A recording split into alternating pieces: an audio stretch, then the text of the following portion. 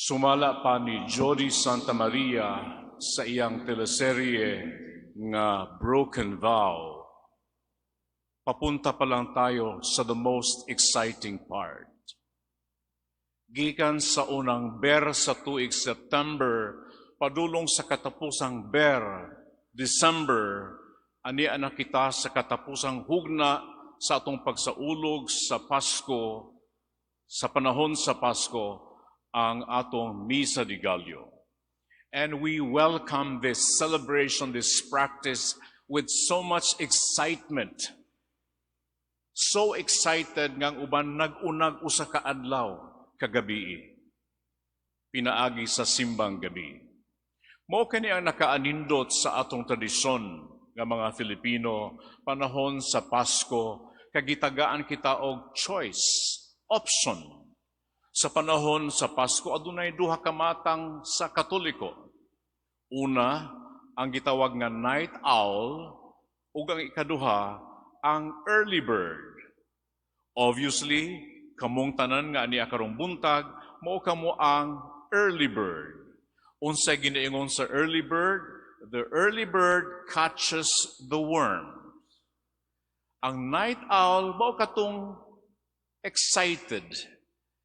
Kagabi, abtik, nag-una sila usa ka adlaw, mao nga mag-una pud sila og Pasko kaysa kanato. Regardless of how or what or which ones we choose, it doesn't really matter. Kay ang duha ka misa, kagabi ba o karon, pareho ka na og dignidad ug balor sa mata sa Ginoo. It has its own different sets of sacrifices.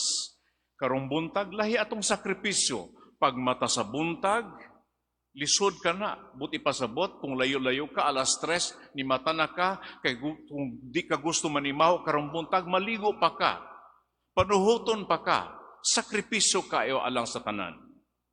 Maayo ganing, abisan pa niingon atong panggamahanan nga, pwede na dili mo gamit og mask, kita ni gamit paghihapon, pabor ka nato, kaya di naman nato masimutan ang gitawag nga morning breath sa atong abay.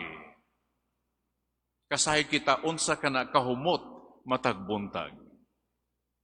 But regardless of what we choose, what's important is malahutayon kita, mapadayunon kita, ug malipayon kita nga nagbuhat niini sa atong pagnovena sa adlaw-adlaw sa siyam ka adlaw.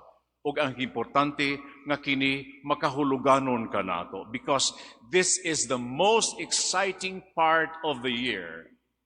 Walang kukurap niingon pa sila kay paspas ra kaayo kini. Before we knew it, humana Pasko na di ay, New Year na di ay, kalag-kalag na pod. And therefore, it's very important that we try to find the little joy that we can find every day when we wake up to come here for the Misa de Gallo. Let's be excited. Dili kita muanhi nga nagmuro-muro. Kinahanglan malipayon kita, excited kita because we come to celebrate with the community. We come to welcome the Lord to be born in our hearts again. That should be the spirit. Otherwise, mulabay na lang siya o matingala ka, mangutana ka, what just happened there? Karong adlaw, adunay mga punto nga angay natong pamalandungan. It's something that we should take note kay matag adlaw aduna kitay mausap-usap. That's the beauty of the novena because every day has its own takeaway. Adunay mensahe ang matag usa kanato matag adlaw. We should also take note and maybe learn from there and reflect what it means to our daily lives. Ang atong ibanghelo karong buntag naghisgot mahitungod sa pagsaksi sa kahayag. Ang pagsaksi, usa ka buluhaton nga gibuhat sa matag, usa ka nato. To testify, to witness. And what do we witness? Whom do we witness for? We witness for the person of Christ. Saksi kita sa kahayag. maghisgog kitag kahayag, lahi ang kahayag nga gihatag kanato sa panahon sa Pasko. Gani kung inyong tanaw na itong syudad, sobra kahayag, nindot. It's so beautiful. It gives us some flicker of hope after what we have been through for the past so many years. Nga lisod, ngit-ngit, kapitos, now we are here. We are celebrating. Life is good. God has been gracious to each one of us. And for that, we are grateful. We all have our own stories of witnessing, pagtestigo, pagsakripisyo. Ang kining pagtestigo, usa kini ka buluhaton natong tanan, to testify. And when we speak of testify, usa may root word. Di ba sa English language, mangita na ko tag root word pirmi, testify. The root word is testis. From the word where we get the word testicle. In other words, sa unang panahon ay ang pagsaksi, ang pagtestigo, usa ka gender-based responsibility. Kini nga pagtestigo, pagabuhaton lamang sa mga lalaki lamang. Kay sa karaang panahon, kung adunay ipatawag sa korte, kung ipatawag ka sa korte, but ipasabot na akay nahibawan, na akay nasaksihan, na akay nasinati, nga ikaw kinahanglan mo testigo. And when you testify, you need to have the balls. You have to be strong enough. To testify means to have the balls and strong enough to prove your point. Kay lagi kaniadto, ang lalaki mo adto sa korte, kinahanglan muhurar nga musulti for the truth and nothing but the truth. Di ba mauna sa korte? Ang kalainan kaniadto, on special occasions, ang mga lalaki nakabuk pagtestigo sa ilang nasaksihan. Kay kung masakpan nga sila na makak og dili musulti sa tinuod, tangtangan sila sa ilang testis. Sa ilang itlog. In other words, you are lying. You don't have the balls to tell us straight to the face what you have witnessed, the truth that you want to convey. Karong panahona, lahi ng pagsaksi, ang pagtestigo. Ang pagtestigo, tawag na alang kanatong tanan. We have to testify for God Himself. Because as I have said, ang matag usa kanato na ay kasanatian sa gugma sa Ginoo. Naakitay kaugalingon nga experience nga lahi sa matag usa kanato that God in some way at some point in our lives has touched us, has reached out to us in the same way that from the very beginning He came as the Word made flesh to come to be with us, to suffer with us, and to save us. That is the point, and that's the one we should testify for and witness for. They will know that we are Christians by our love. Kinahanglan makit-an sa mga tao nga kita, Katoliko, malipayon, nakasinati, kung unsa ang Ginoo sa atong kinabuhi. That's what it means to witness. Kay unsa pa man di ay ang atong pagkakatoliko kung dili makit-an sa atong panagway, dili makit-an sa atong sinultihan o binuhatan nga kita, malipayon nga kita, napasaylo nga kita, gihigugma sa Ginoo. We are called to witness by our words.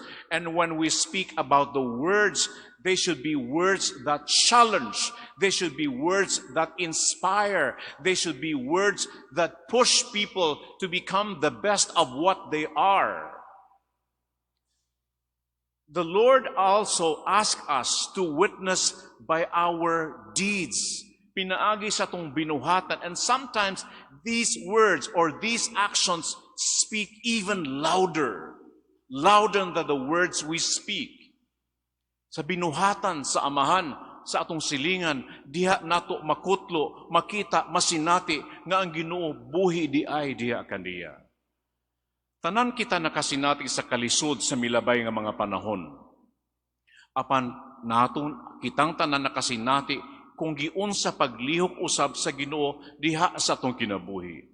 Kung giunsa kita niya pagtabang sa panahon nga kita naglisod, sa panahon nga kita wala makasabot, sa panahon nga kita nasakit, the Lord was there ready to protect us, ready to save us, and we knew and we know that He has always been and always will be in control of our lives. And that is what we celebrate, and that is what we need to speak about, and that is what we need to shout to the world and witness that He is indeed alive.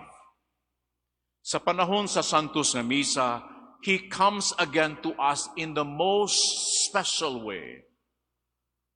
Sa panahon sa tong pagkalawat, siya ni padayag sa iyang kaugalingon isip pagkaon, nourishment, spiritual nourishment. And in that encounter, we have that body-to-body, spirit-to-spirit encounter with the risen Christ, with the hope and with the thought that it makes us like Him. We become more like Him. Mo ka na atong gipaningkamutan, nga kita mahimong susama kaniya.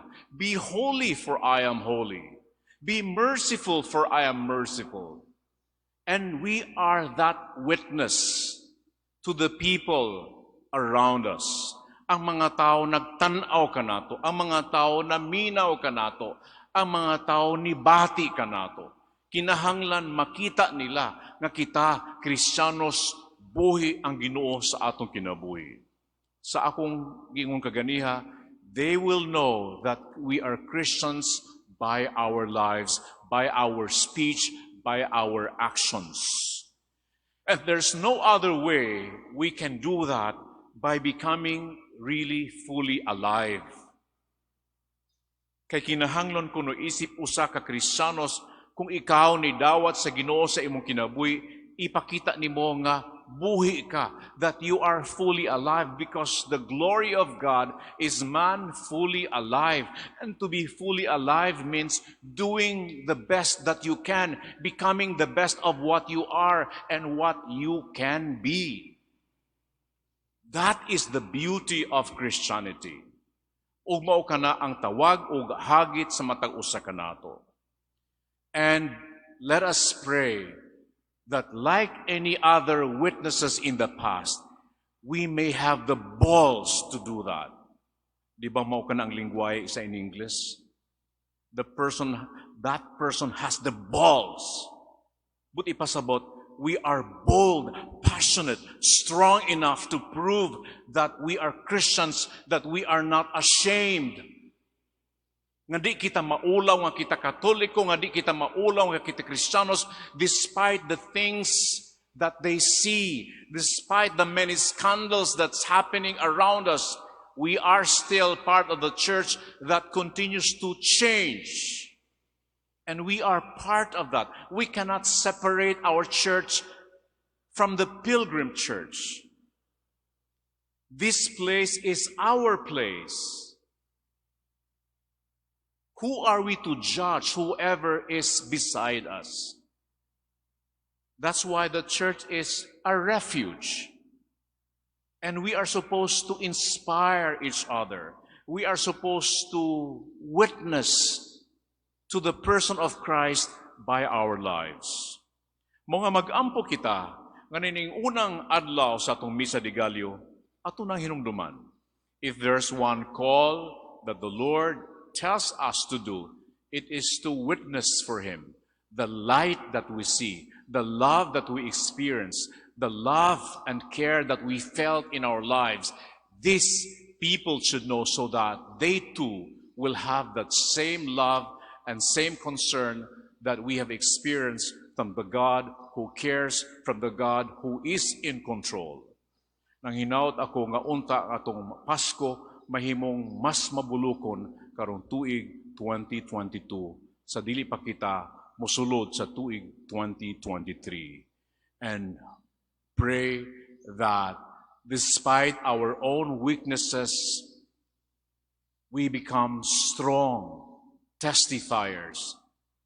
If there's one thing we should remember, we should have the balls to witness to the person of Christ in our lives. Palihog manindog.